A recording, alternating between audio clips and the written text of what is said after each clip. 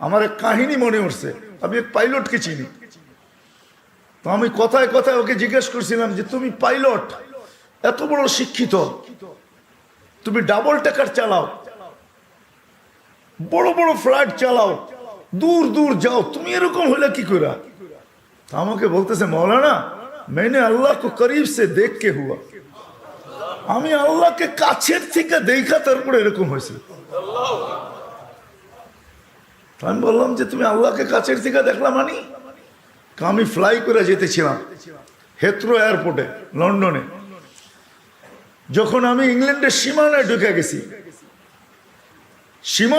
গেছি, হেথ্রোতে আমি ল্যান্ডিং করব, সীমানায় যখন ঢুকে গেছি, তো আমি বটনে পুশ করে চেকিং করে, এর আগে চেক করে যে সবকিছু ওকে আছে কিনা।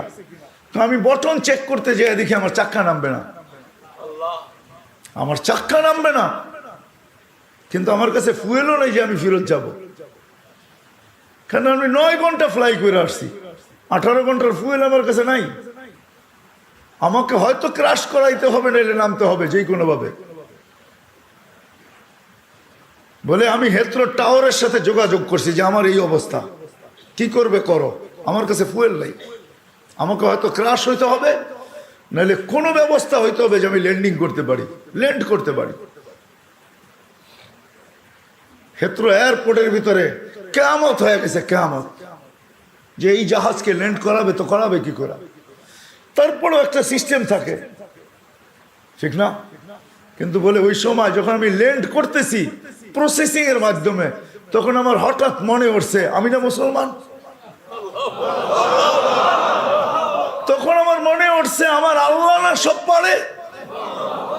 বলে আমি চিৎকার দিছি ককপিটের ভিতরে, আমার আল্লাহ সব পারে বলে বটনে চাপ দিছি, গড়গড়ে আমার চাক্কা নেমে গেছে। আমি স্বাভাবিকভাবে ল্যান্ডিং করছি,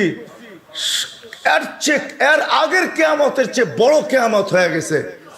পুরা এয়ারপোর্ট ছুটে আসছে, তুমি আমাদেরকে এই ধোকা দিলে তো দিলে কেন? তোমার জন্য হেথ্রো এয়ারপোর্টের মতো হাজারো ফ্লাইটকে আমরা বাতিল করছি, ডাইনে বামে পাঠায়া দিছি যে অঘটন থেকে বাঁচার জন্য।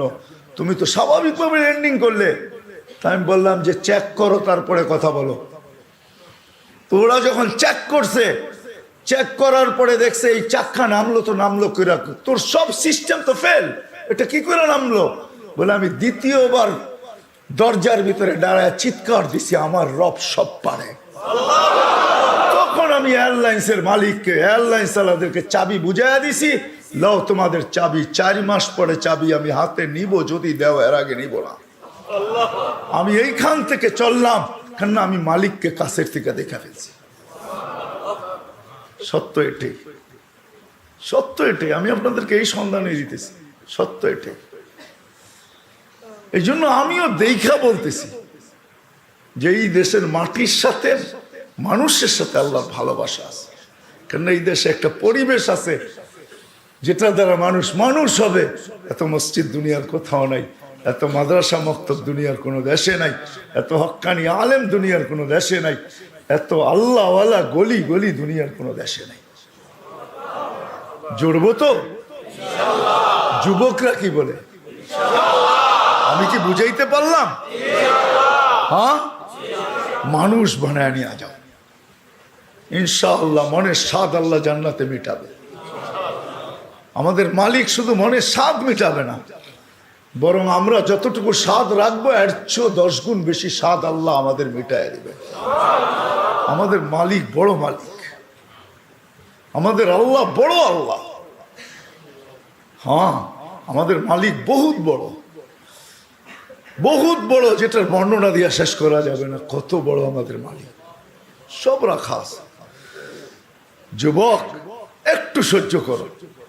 হ্যাঁ, দুর্গন্ধময় জায়গা দিয়া যাইতে কারো কাছে রুমাল না থাকলে যেরকম নাক চাইপা ধরে আর দ্রুত পার হয়, ঠিক এই ছোট জীবনটাকে এইভাবে পার করো। 4 জিনিসের সাথে সংযুক্ত করা, ইনশাআল্লাহ তুমি ওই যুবক হইয়া ফিরবে। ওই যুবক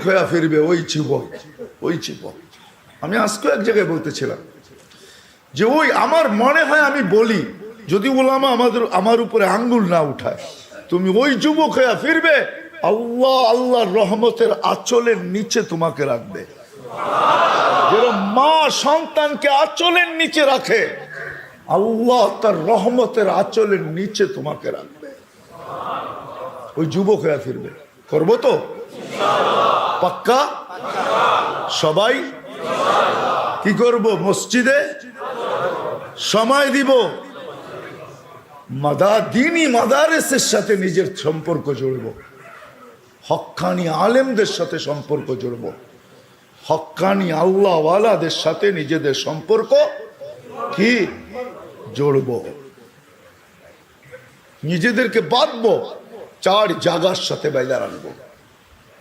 যত বেশি দিতে পারি তত উপকৃত হব, তত তাড়াতাড়ি হবে। কিছু মেশিন আছে, কিছু সিস্টেম আছে, হ্যাঁ কিছু সিস্টেম আছে তাড়াতাড়ি হয়, কিছু সিস্টেম আছে স্লোলি হয়, ঠিক না? আস্তে আস্তে হয়, সময় লাগে। আবার কিছু আছে কি খুব দ্রুত হয়। ইনশাল্লাহ যত বেশি সময় দিব তত বেশি আল্লাহ আমাকে মানুষের মতো, মানুষ তত দ্রুত গতিতে বাড়াবে। চার ক্ষেত্রের সাথে নিজেকে নিজে চুরি। এক, মসজিদ, সময় পাইলেই মসজিদে ঢুকি। আজকের থেকে প্রয়োজন যতটুকু অতটুকু অফিসকে দেন, প্রয়োজন যতটুকু অতটুকু বাজারকে দেন, প্রয়োজন যতটুকু অতটুকু হাটকে দেন, মেল ফ্যাক্টরিকে দেন, কল কারখানাকে দেন, রোড ঘাটকে দেন।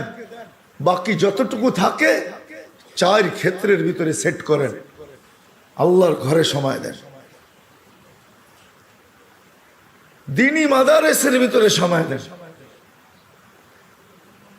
দিনী মাদারেসের ভিতরে হক্কানি ওলামাদের কাছে সময় দেন, হক্কানি আল্লাহওয়ালাদের কাছে সময় দেন।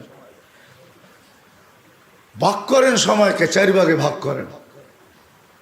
ইনশাআল্লাহ বললাম না, 99 ভাগ 99% ইয়াকিনি, হ্যাঁ 100ও বলা যায় যে মানুষ হিসাবে আল্লাহর কাছে ফিরব।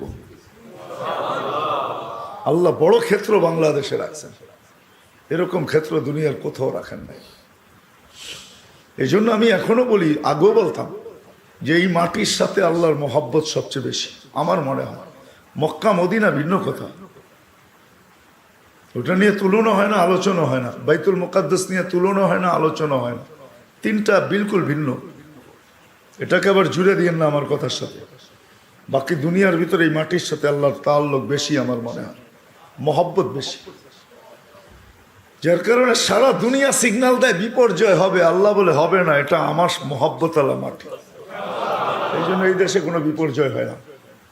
সারা দুনিয়া সিগন্যাল দেয় বিপর্যয় হবে, এমন হবে, তেমন হবে, এটা হবে, সেটা হবে। আল্লাহ বলে সময় বলবে কি হবে, হবে না।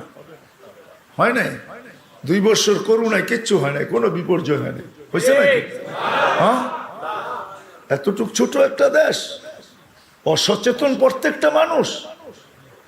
এখানে তো কিয়ামত হওয়ার কথা ছিল, ঠিক না?